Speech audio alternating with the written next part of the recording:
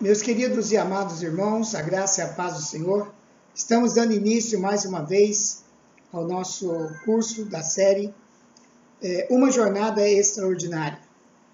Lembrando que no nosso último encontro nós encerramos falando que nós fomos criados para viver o extraordinário. Esse foi o grande projeto de Deus para nós, desde a nossa criação. E nós vimos que o plano de Deus, esse plano extraordinário de Deus, ele é revelado quando nós vivemos extraordinariamente. Hoje eu gostaria de falar um pouco sobre como Deus estabeleceu este plano lá no princípio, lá na criação. Por isso vamos pegar a Bíblia, você pode pegar a sua Bíblia, e vamos ler aqui no capítulo 1 de Gênesis, versículos 26 a 28.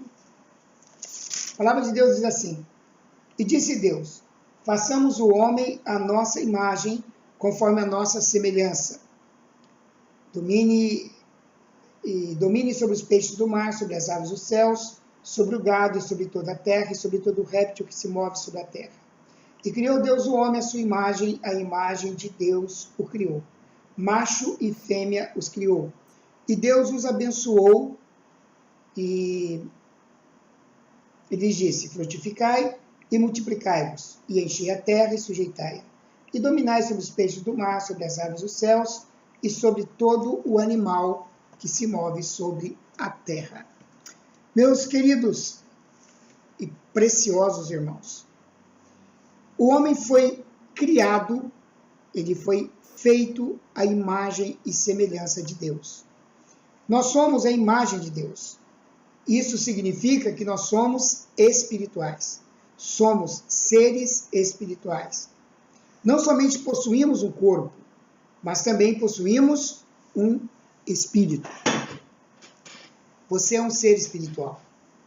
Você foi criado para ter comunhão e intimidade com Deus. Nós somos também feitos à semelhança de Deus. E o que significa ser feito à semelhança de Deus? Significa que nós somos seres morais. Você é um ser moral. Eu sou um ser moral. Temos também inteligência, temos uma percepção e uma determinação que excede em muito a qualquer outro ser terreno. Na criação de Deus não se encontra absolutamente ninguém que possa se comparar ao ser humano. Quer dizer, nenhuma outra parte da criação de Deus se compara ao ser humano. Deus ele criou o ser humano e concedeu ao ser humano a capacidade de governo e de domínio. Deus nos deu a ordem de dominar. Nós podemos dominar sobre toda a criação. Porém, existe um item dentro da criação de Deus que um homem não pode dominar sobre ele. E quem seria? Um outro ser humano. Deus ele ordenou que o homem dominasse sobre os peixes do mar, sobre as aves do céu, sobre todo animal que rasteja sobre a terra, sobre todo tipo de animal. Por isso, se a pessoa que está do seu lado, ela não tem escama, pelo ou penas, então você não pode dominar sobre ela. É diferente o conceito e o princípio de governo e o conceito de domínio. Nós fomos chamados para governar e nós governamos sobre outros seres humanos. Mas o governo deve ser realizado e feito com base nos princípios de Deus e da palavra de Deus. O governo existe para ajudar as pessoas, para proporcionar às pessoas uma condição de vida melhor. Mas nós não fomos chamados para exercer o domínio. No versículo 28, nós observamos que Deus nos abençoou também com as bênçãos da frutificação e da multiplicação. São bênçãos que Deus concedeu a nós no ato da criação. E quando Deus criou o primeiro homem, deu a ele o nome de Adão.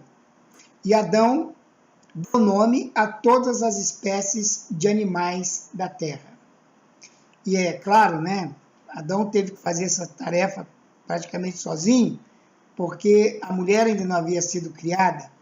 Eu tenho certeza que se a Eva já tivesse sido criada, ela teria participado alegremente dessa tarefa, tendo em vista que ela foi criada para ser a companheira, a auxiliadora idônea de Adão. Então, como a Eva ainda não havia sido criada, Adão desenvolveu esse trabalho praticamente sozinho. O que Deus fez? Deus levou os animais até Adão, para que Adão desse nome a esses animais. Deus ele deu a responsabilidade para Adão de dar nome a eles. De acordo com as pesquisas dos zoólogos, dos cientistas que estão ligados à vida animal, existem mais de 1 milhão de espécies de animais na Terra. E Adão não apenas teve a criatividade de dar nomes a todas elas, como também teve a capacidade de lembrar de cada um. Adão fez uma tarefa monumental. Isso demonstra o nível de capacidade mental, intelectual, volitiva que Deus concedeu ao homem. Nós observamos que em Adão nós vamos encontrar um homem extraordinário fazendo um feito notável. Mas já que Adão caiu, como nós vemos lá em Gênesis capítulo 3, quando se dá a queda do homem, Adão caiu. A pergunta que fica é: todas essas habilidades extraordinárias que Deus deu para Adão foram perdidas devido à desobediência? A Bíblia é clara em nos ensinar que não. Jesus, ele reverteu os danos que foram provocados pela queda. Na realidade, eu particularmente creio que todas essas capacidades que Deus concedeu ao homem, elas acabaram ficando inaptas dentro do ser humano. O pecado obstruiu a manifestação dessa capacidade que Deus concedeu ao homem. Quando nós abrimos a Bíblia aqui em Romanos capítulo 5, versículo 18, Romanos 5, 18, nós vamos ver aqui algo muito interessante. Veja só. Pois assim como por uma só ofensa veio o juízo sobre todos os homens para a condenação, assim também por um só ato de justiça veio a graça sobre todos os homens para a justificação que dá vida, né? A justificação de vida. Então,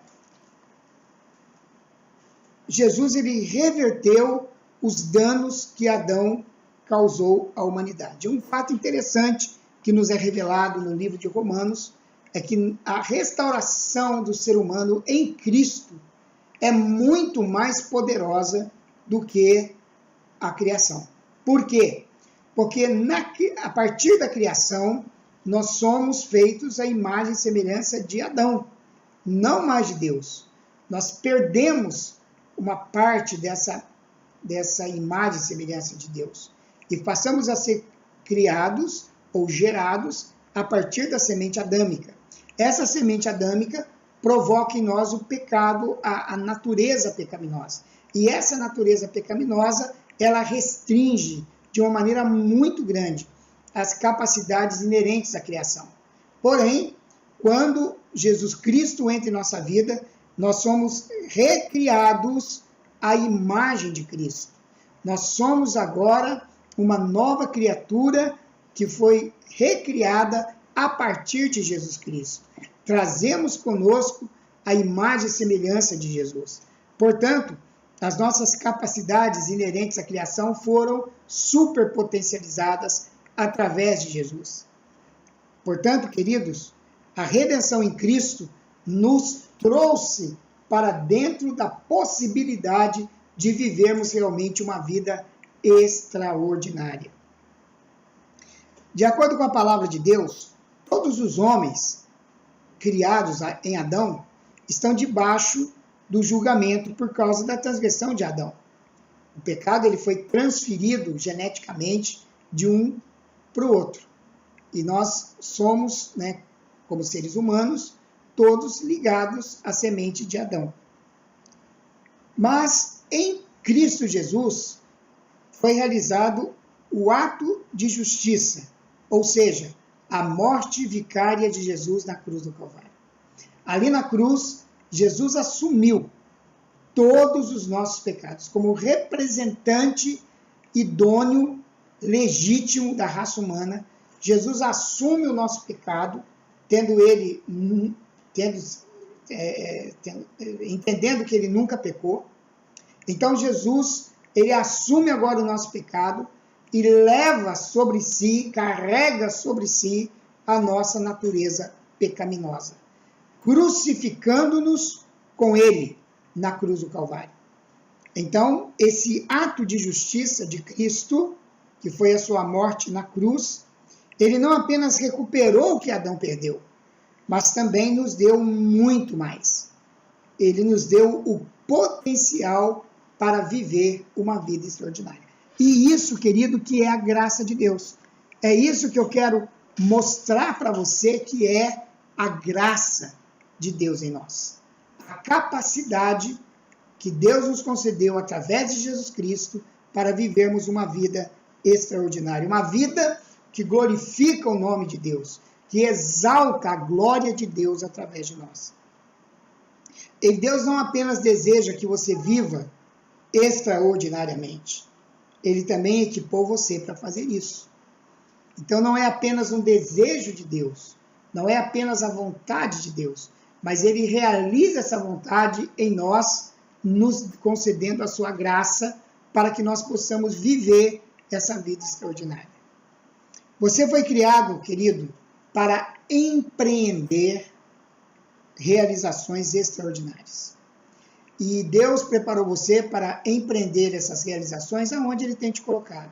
Se você é um profissional, se você é um profissional liberal, se você é um empresário ou um simples cooperador dentro de uma empresa, não importa. Aonde Deus te colocou, Ele te capacitou para viver uma vida extraordinária. E Ele espera que você exerça esse estilo de vida aonde quer que você esteja. O poder para realizar feitos notáveis e viver uma vida excepcional não está ligado a uma ocupação, ou seja, não está restrito aos pastores, aos profetas, aos missionários ou aos grandes homens e mulheres de Deus. Não. Mas essa vida extraordinária, ou o empenho para viver essa vida extraordinária, está ligado a uma disposição do nosso coração. É a sua disposição de coração que vai determinar se você vai ou não viver essa vida extraordinária. Na verdade, é uma escolha que nós fazemos, é uma decisão que nós tomamos. Essa não é apenas a vontade de Deus, mas é o grande prazer que Deus tem para conosco. Agora, para que nós possamos viver essa vida extraordinária, nós precisamos entender algo muito importante. Entender que nós somos amados por Deus. Você é amado por Deus.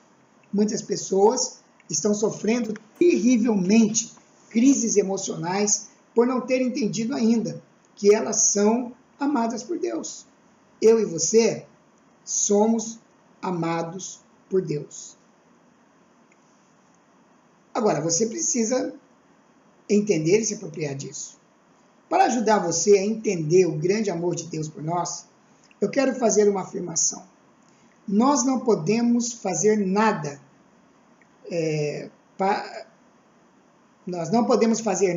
para fazer com que Deus nos ame mais do que Ele já nos ama. Você entendeu? Você não pode fazer nada para fazer com que Deus te ame mais do que Ele já te ama. Não tem nada que você possa fazer que vai dilatar ainda mais o amor que Deus tem por você. Mas também, nós não podemos fazer nada com que faça com que Ele ame menos. A grande verdade é que Deus nos ama. Nós precisamos entender isso. É claro que Deus tem e pratica outros tipos de amor. A Bíblia diz que Deus é amor. Ele também tem uma forma de amar seletiva. A Bíblia diz que ele ama os que o amam, e aqueles que o buscam encontram. Provérbios. Mas, querido, todos os amores praticados por Deus estão debaixo da autoridade deste amor. Um amor incondicional, que a Bíblia chama de amor ágape. O amor que ama você apesar de, a despeito de, Deus ama você. E foi este amor que nos alcançou. É esse amor que nos transforma. É esse amor que tira e que arranca de nós essa velha natureza e implanta em nós a natureza de Cristo. Agora, Deus nos ama. Mas, quanto a Deus ter prazer em nós, já é uma outra história.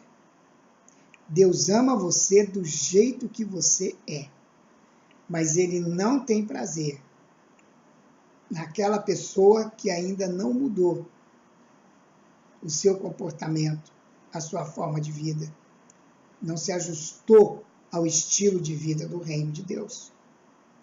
Então nós temos que entender que quanto prazer ele sente por nossa causa é uma outra história. Em 1 Coríntios capítulo 5, versículo 9, eu quero ler aqui na minha Bíblia, e se você estiver com a sua Bíblia aí, por favor, abra a Bíblia. 1 Coríntios capítulo 5, versículo 9.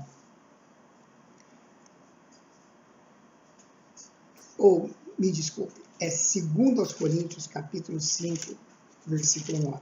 Tá? Não é a primeira carta, é a segunda carta aos Coríntios, capítulo 5, versículo 9. Pelo que muito desejamos também ser agradáveis, quer presentes, quer ausentes. Algumas traduções desse texto diz, porque nos esforçamos muito para ser agradáveis.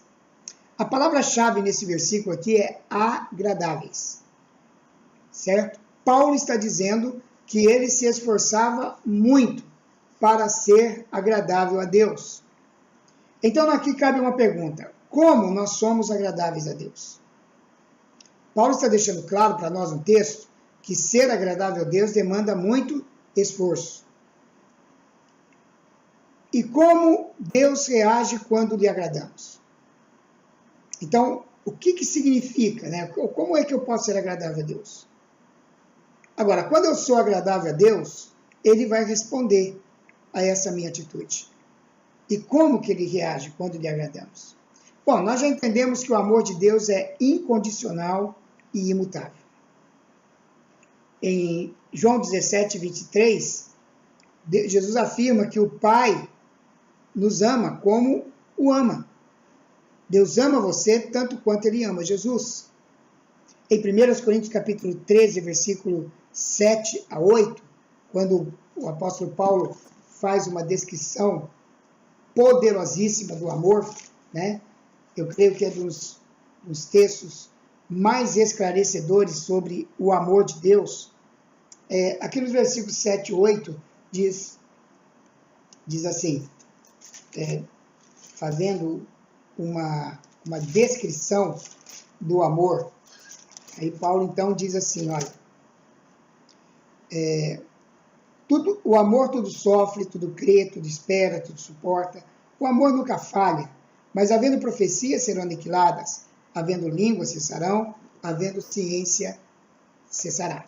Então o amor de Deus, ele é extraordinário, ele não falha.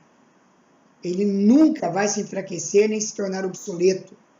O amor de Deus é eterno, ele é poderoso, ele nos alcança da forma como nós estamos, da maneira como nós vivemos. É impossível o amor de Deus se enfraquecer, porque o amor de Deus por nós não se baseia no nosso comportamento, mas no caráter e na fidelidade dele. Deus não ama você porque o seu comportamento é bom, mas Deus ama você porque está no caráter dele te amar. O amor de Deus, ele é extremamente incondicional. O amor de Deus por nós é tão abrangente, mas tão abrangente, que simplesmente não podemos compreender a sua extensão. O apóstolo João, quando tentou explicar, né, na verdade, na fala de Jesus que João descreve, Jesus tentando explicar o amor de Deus por nós, e naquela conversa com Nicodemos, ele diz, porque Deus amou o mundo de tal maneira. Ou seja, não há nada que possa servir de referência para comparar o amor de Deus por nós. Nem o amor de uma mãe, nem o amor do melhor amigo, nem o amor da pessoa mais apaixonada, pode se comparar ao amor de Deus por nós. Porque Deus amou o mundo de uma maneira tal, de uma forma tão imensurável, que ele deu o seu Filho, para que ele morresse no nosso lugar e nós tivéssemos a vida eterna. Então, o amor de Deus não se baseia no nosso comportamento, mas ele se baseia no caráter de Deus. Eu quero registrar aqui rapidamente alguns fatos sobre o amor de Deus. Em primeiro lugar, Romanos capítulo 5, versículo 10, nos ensina que ele enviou Jesus para morrer por nós quando ainda éramos seus inimigos. Isso é amor. Um amor que vai para além da compreensão humana. Alguém morrer pelos seus inimigos. Em João 3,16, que já citamos aqui, né, Jesus explica por que Deus deu Jesus para nós. A resposta é simples, para nos comprar de volta. O amor de Deus nos compra de volta. O amor de Deus nos resgata, né, de uma vida de pecado, de uma vida altamente destrutiva. A Deus nos compra dessa vida e nos traz de volta para Ele. Em Romanos capítulo 5, versículo 5, onde a Bíblia diz que a nossa esperança não nos confunde, porque o amor de Deus está derramado em nosso coração pelo Espírito Santo que Ele nos outorgou, nos mostra que a terceira pessoa da Trindade, o Espírito Santo, ama você e ama a mim com o mesmo amor também, porque Ele é aquele que derramou o amor de Deus em nosso coração quando você entregou sua vida a Jesus Cristo. Quando nós nos entregamos a Jesus, Ele vem e derrama este amor em nós. Portanto, o Espírito Santo, Ele nos ama tanto quanto o Pai nos ama também. O amor de Deus por você e por mim é realmente incondicional, imutável e durará para sempre. Então você não precisa se preocupar no que diz respeito a entender o amor de Deus. O amor de Deus é incompreensível. Não dá para entender, não dá para mensurar, não dá para nós interpretarmos o amor de Deus. Ele é realmente extraordinário. Agora, não é um amor condicional. Ele não está condicionado ao meu comportamento, ao nível de pecado que eu pratico. Muitas pessoas transformaram Deus no seu pensamento, no seu coração, num déspota celestial, num tirano que está o tempo todo buscando algum pecado em nós para nos destruir. Esse não é o Deus da Bíblia. Na verdade, o projeto de Deus é nos restaurar e nos libertar da prática do pecado, para que não soframos as maldições que estão embutidas no pecado. A libertação de toda a maldição hereditária tem a ver com a purificação de todo pecado. É muito simples. Portanto, o amor de Deus não se baseia no seu desempenho, nem no quanto você foi bom. O amor de Deus é constante, ele nunca murcha, ele não termina, e ele deve ser o fundamento da nossa vida em Cristo. E tudo isso eu estou falando para você, para que você possa entender o outro lado dessa moeda. Um lado é ser amado por Deus, o outro lado é agradar a Deus. É disso que vamos falar no nosso próximo encontro, né? Agradando a Deus será o tema do nosso próximo encontro, aonde eu quero mostrar para você que uma vez que você é alvo do amor de Deus, você deve se esforçar, como Paulo fez, se esforçar muito para ser muito agradável a Ele, certo? Então, este vai ser o tema do nosso assunto do nosso próximo encontro. Hoje eu quero que você entenda e creia que você é amado por Deus, que o amor de Deus por você é incondicional e é imutável. E com base neste amor e no que Jesus fez por nós, por causa deste amor, é que nós podemos viver uma vida que verdadeiramente agrade a Deus. Eu quero convidar você, onde você estiver assistindo esse vídeo, que você feche os seus olhos e eu quero abençoar a sua vida neste momento. Querido Deus, eu sei que muitas pessoas podem estar assistindo este vídeo em muitos lugares diferentes, em várias situações diferentes. Mas sobre todas elas eu quero dizer, em nome de Jesus, que a tua graça, a tua paz, a tua misericórdia alcance cada uma dessas vidas em nome de Jesus. E que todos possam experimentar dessa vida extraordinária que o Senhor preparou para nós. Que todos tenham a revelação de que nós somos amados pelo Senhor. E é o teu amor que nos transforma, que nos muda, que nos leva a viver uma vida que verdadeiramente agrade o Senhor. Muito obrigado, Pai. Eu quero te agradecer e abençoar cada um dos nossos ouvintes, telespectadores, pessoas que estão ouvindo esta gravação. Que o Senhor possa abençoá-los onde quer que eles estejam, que a tua bênção os alcance agora, em nome de Jesus. Amém. Meu querido, eu quero agradecer muito a você por estar conosco até agora, nos ouvindo. E quero convidar você para estar visitando o nosso canal no YouTube. É o canal Palavra Viva. Basta você digitar aí no Google Edilberto Pereira e você vai encontrar o nosso canal. Visite-nos. É um prazer enorme recebê-lo aqui e proporcionar a você condições de estar ouvindo ou assistindo os nossos vários materiais em áudio e vídeo. Nós temos o curso intensivo de teologia, que está sendo postado no canal através de pequenos áudios, curtinhos, aulinhas de 10 minutos, para você fazer essa aula aonde quer que você esteja. Você pode baixar o vídeo e assisti-lo, ou simplesmente ouvi-lo, no computador, num CD, num DVD, da maneira como você achar melhor. O nosso interesse é abençoar você. Você também pode nos visitar no Facebook, uma outra página que nós temos chamado Palavra Viva. Basta você entrar na nossa página pessoal, Edilberto Pereira Luz, e aí então você vai digitar lá Palavra Viva na busca e você já vai entrar na nossa página. É uma página onde nós postamos para você informações sobre livros, informações sobre a palavra, estudos, vídeos interessantes. Você vai curtir de monte muita coisa interessante na nossa front page no Facebook. E também temos nosso blog Palavra Viva.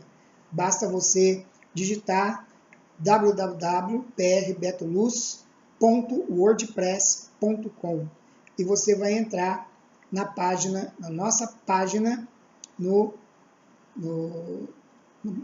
nosso blog, no nosso blog.